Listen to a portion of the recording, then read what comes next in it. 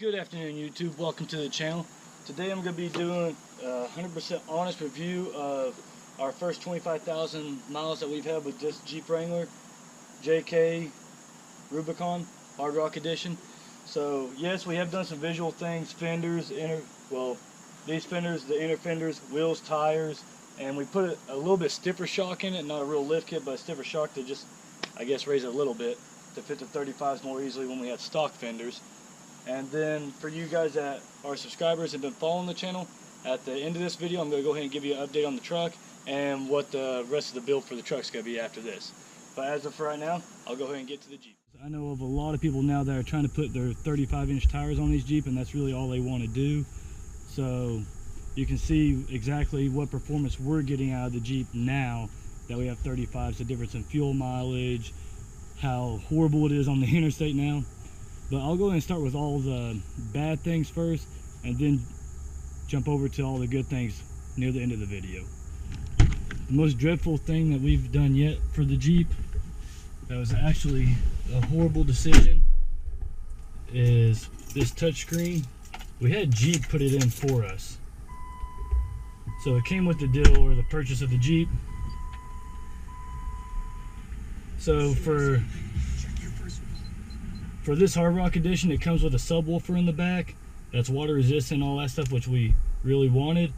But the bad problem is, whenever you put this touchscreen in, you can't adjust the subwoofer anymore. You can't add bass, take away bass, or any of that stuff. You actually have to reinstall the stock radio, adjust the sub from there, pull the stock radio back out, then put this one back in, and it's just a complete hassle. Which, granted, Jeep's been very good to us. They have done it whenever we wanted them to, but it's just really frustrating to have to take it in and out of Jeep for something like that, which you can do yourself. But when you pay as much for a Jeep as you have to these days with how expensive they are now, you'd really rather not have to work on it when it's all warranty work. And as you could tell, whenever I first started the Jeep up, it takes a long time for the radio to kick on, and after the radio kicks on, whenever your phone actually connects, it just gives you a really loud screeching noise, which if I would have thought about it, I would have connected the phone. But it'll give you a loud screech noise whenever the phone connects, and I have absolutely no idea why. And now on to the following problem we've had so far, being that we've got the Rubicon, we've got the locker axles, being that we have the Hard Rock, you have all the red accents, which looks nice, but so far, a problem I really wasn't expecting out of a $48,000 Jeep is whenever we went off-road, the locking differential in the rear actually got stuck. They told me it was a magnetic problem, that it was getting stuck. All they had to do was tap on it and it actually released, but they went ahead and replaced all the parts in it and all of that stuff. But the thing is, you pay $50,000 for a Jeep almost, after taxes and everything. You pay over $50,000 for this Jeep, and you're having issues for taking it on easy little trails off-road. As you can see right here, we actually took the carpet out because we did get stuck in the rain one day without the top on. And a problem one of my fellow Jeep friends told me about is whenever you take this out, this right here, this deadening material to cancel some of the noise and I believe some of the heat, but if you don't take this off after it gets wet, next thing you know, all this paint underneath it will peel, start rusting and everything. So that's something I feel like not many people would recognize to do. You need to pull out the carpet, pull out the drain plugs, let it drain, let the carpet drain, and actually pull this up or it'll rust underneath. The next problem I've been told by a lot of people that ride in the back of the Jeep, which obviously to us drivers and front seat riders won't matter, but this gets really loud for the back people and the front people don't even realize it, being that the speaker is right above their head. Not a big issue or anything. I've only had one person say something to me about it, so I don't really worry about it too much. And then the number one problem for if you don't have a garage or anything, luckily we do have a garage. We still haven't installed the lift yet, but if you like to take your top off, the hard top is an absolutely horrible idea if you like to take it on and off all the time. It's just a pain. You need 2 to 3 people, 2 taller, stronger guys, or if you're not strong enough or it's too awkward for you, you can use a third person. But for the 4 doors, it's actually a real pain in the butt to be able to get the top off if you want to take it on and off all the time, like we do. And then on top of that, you've got to make room somewhere around your house or something to be able to put the top down. And this right here is actually what I think is the worst thing possible that they could have done.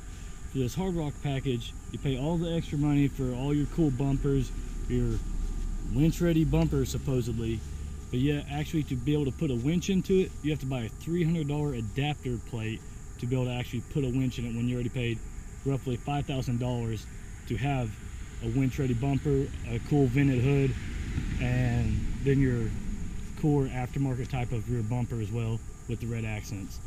But the reason why I really wanted the Jeep was because I had a bumper that was already winch ready, and it's actually false advertisement. It is not winch ready. It is winch capable, but not winch ready. All right, now guys, now it's time for all the good things I found with Jeep. Granted, there are a few problems, but every car manufacturer has a few problems. Even my F350 that I absolutely love, which I actually like more than the Jeep, but the Jeep's growing on me more and more, but I really do love my truck, but it still has some problems as well. So we'll go ahead and get to all the good things that I found about this. First off, I do think the visual package for the hard rock is actually really cool. It is an actual functioning hood. The vents actually do work, so for later on, we are going to supercharge it. That'll help out with some of the engine heat and everything. And probably the number one thing that most people love about these Jeeps, you can do almost anything to any part of it. There's actually magazines where you can completely build a Jeep Wrangler from the ground up and just figure out a way to put a serial number on it. But you can change it completely for just a few bucks. Everybody absolutely loves the front of this Jeep. Granted, you know, the things I'm pointing out right now aren't stock, but most people don't keep their Jeep stock anymore. Don't know who it was, but hey guys. But everybody absolutely loves the American flag and the headlights and all that stuff.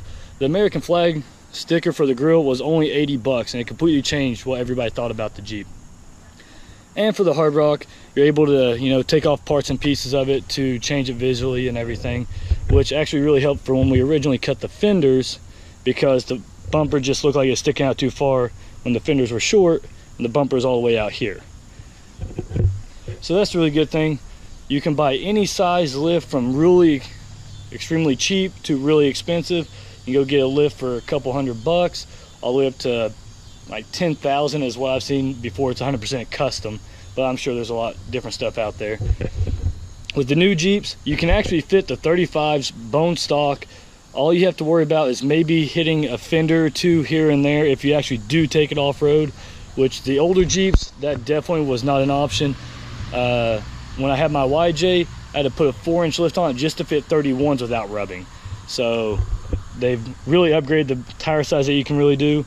My friend Cody with the Rigicon that is starting to become extremely famous on Instagram, he's got a 4.5-inch lift on 40s with no rub. So that really shows you how much Jeep has come along. And the really good part is, I know I told you the speaker seems to be a problem, but my daughter, she sits in the back all the time. She's never complained. She absolutely loves a Jeep. So it actually is really good for a family vehicle and being able to go on adventures and everything. That's why I love it. My wife loves it. I can take my daughter with me and everything. She loves it. Get out in nature a whole lot more. And what I showed you earlier, the great part is you can't take the carpet out. You don't have to worry too much about it. All you do, boom, there's your drain plugs to drain all the water out and go on with your day if you do get caught out in the rain. These leather seats have been caught in the rain a couple times now. Nothing too crazy except for the last one where we had to pull the carpet out because it was really bad. But they're actually still in great condition for almost 25,000 miles on them, and it did rain on them. And I'm not a big fan of this touchscreen, but it did get wet whenever the top was off, whenever the tires were flinging water everywhere. And 100% perfect, nothing ever happened to it. So it is fairly durable. And then also with the hard rock, it may be all the Rubicons, but I know the hard rock comes with your cover here to be able to store the front 2 pieces up there, which is very convenient. So you can strap it actually up to this back seat to where it's not in your way or anything. and it keeps them from getting scratched or dented or anything like that. And it comes with all your little Jeep accessories. This came with a tow strap and some gloves. And then for you hardtop people, I don't know if the soft top comes with anything. I'm sure it has to come with something, but it gives you your little ratchet and your pieces that you need to be able to undo all your bolts and take them out. And for you people that like to haul stuff, you can actually fold down the back seats and actually have a lot of room in here. Here's the all-weather sub that it comes with when you buy this Hard Rock edition.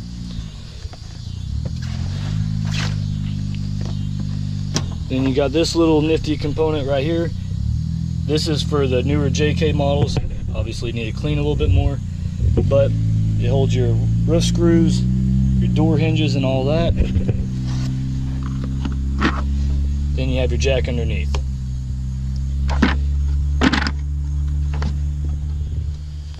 And for you people that don't know, a 35 actually does fit on the stock tire carrier, no problem. You still see the third brake light and everything. And we've taken it off-road plenty of times, bounced it around. Actually, my wife accidentally reversed into a tree one time while we were off-road. Tire's still on there, still holding strong. We've not had any issues. Now, being that we're going up to 37s here soon, we're definitely got to upgrade the tire carrier. All right, to head back into the Jeep to compare the stock with the 35s on what most people are wanting to know about the Jeep. Originally, when we bought it, the Jeep was getting about 16 to 17 miles to the gallon, and that's with us doing a lot of highway and town driving. And now we're getting just a little shy of 15. That's without recalibrating the gauge or anything, so it's not 100% accurate. We should be getting a little bit more than that. So we've only lost 1 to 2 miles to a gallon sitting on 35-inch tires versus the stock ones. All right, guys, so that's my review on the newer Jeep Wrangler. Well, the 3.6 liter so far. I had the 3.8. The only real difference to me between the 3.6 and the 3.8 JK models is the actual engine. That's the only real difference to me. And the 3.8 definitely is a little underpowered. The 3.6 is a lot better, but I still believe in my old 4.0 that I had in a YJ, which I thought was just the best engine ever.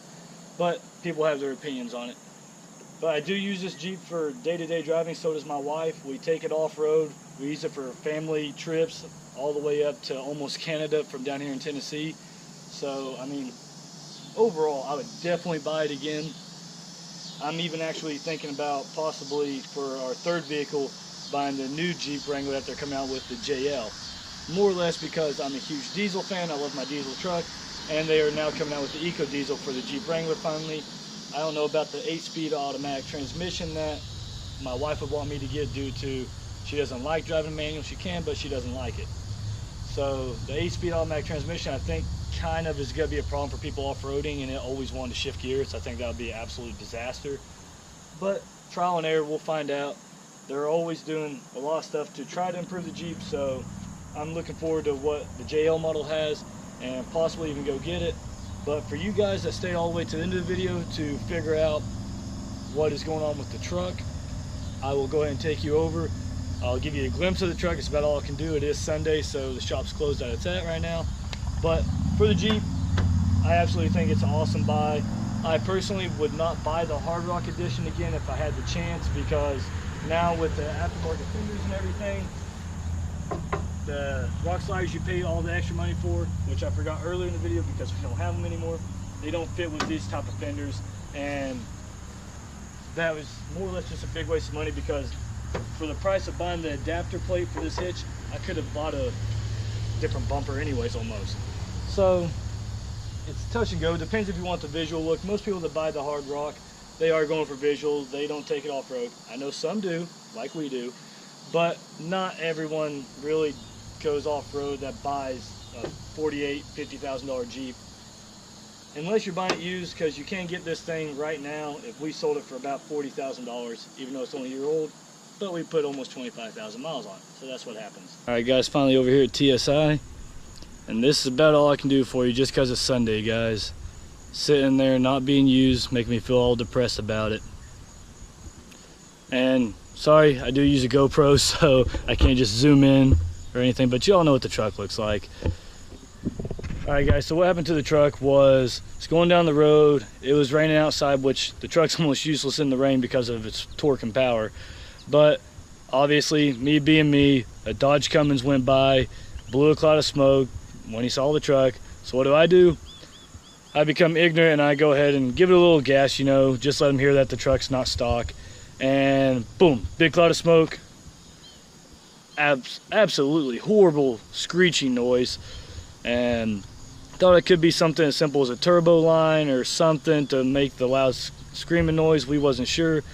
I've never had something go wrong with a diesel truck to know exactly what the problem was. I've seen turbos go out and everything, but yes, my turbo went out, and it went out differently than I'd ever seen. I'd seen them go out on WRXs, Evos, Cobalt, the Turbo Edition obviously, but the turbo went out. And I do have a huge question for you guys. For any of you guys that like building your vehicles or have an idea, I've been talking to Tyler, the owner of TSI, and he knows what he wants me to do, obviously, because, you know, it gives them more business and it gives them a fun project. But the problem was, Ford originally told me my warranty was voided whenever I bought the truck. Or actually, it was voided by the guy that owned the truck before me because he deleted it. So I ended up paying for an extended warranty that I couldn't even use. And now I come to find out, so I talked to Tyler, ordered a brand new whole turbo setup to where it's going to completely change it, put it up to 7 plus 100 horsepower, and just torque through the roof, which I wanted to do anyways. My bank account said I couldn't do it right now, but come to find out I didn't really have an option at the time. And now that I talked to Tyler and everything, and I just happened to stop by the car dealership that I originally bought it from, because I was looking at a Corvette that was there for a possible third play toy, and talked to him. I was like, hey guys, you know, my third vehicle purchase is put on hold for quite a while because I just randomly found out I got put $5,000+ into the truck that I was not expecting. And so, yeah, sorry guys. And they asked me what had happened because I originally bought my truck for them, actually, from their used dealership lot. And they looked it up and they said, no, you're good. You can, Ford will go ahead and replace it for you for absolutely free. But the problem is, I can't just return my turbo kit that I bought because it's it's built during purchase or whatever. It's not just sitting on the shelf. They build it whenever you buy it. So now it's a 25% restocking fee to send it back. So if I do that, I automatically lose over $1,000 and don't get nothing in return. So now the problem is, do I just put it back or give it back to Ford, let them do the stock thing, just put a new stock turbo into it, which the truck was still plenty fast, plenty of power and everything, absolutely no problems other than the turbo blew after 81,000 miles. Or do I just bite the bullet, go ahead and throw the new turbo kit on there, which will cost me another $1,000 in labor because it takes a full day's worth of work into a second day's worth of work for Tyler to get all that stuff on, or whoever he has work on it. But if I do decide to do the factory stuff, I still got to find a way to sell a $4,000 turbo kit that's just sitting in my garage until someone randomly with the exact same engine as me wants to do it, and let's say Tyler tells them I've got a kit. So if any of y'all have experience with something like this, or possibly did the turbo upgrade and, you know, it was just ungodly awesome and it was so worth the money and all that stuff. So if y'all could just leave some comments down below, tell me what you all think, because I'm really not sure I really do want the turbo upgrade, obviously, but that's a random $5,000 I was not expecting to spend. But I've already spent the $4,000 on the turbo kit, so sell it, keep it, put it on. What do you guys think? Just leave a comment down below. Maybe it'll help me make up my decision. So, but guys, that'll be it for this video. I hope you enjoyed hearing the pros and cons of the Jeep Wrangler from someone that uses it for literally everything. My wife and I use it for day-to-day driving, being that my poor little truck is in the shop. We both use it for day-to-day driving right now. We use it for the family. We use it for off-roading. We use it for trips. We use it for everything. I mean, you should know we put 23,000 miles or almost 24,000 miles on it in 1 year. So we use the living daylights out of it. It's had its problems, but I've never seen any vehicle never have a single problem, especially for how we treat this thing and use and abuse it. So I hope you guys enjoyed the video. If you did, please give it a thumbs up for us. First time stopping by, please subscribe. You guys have a great day.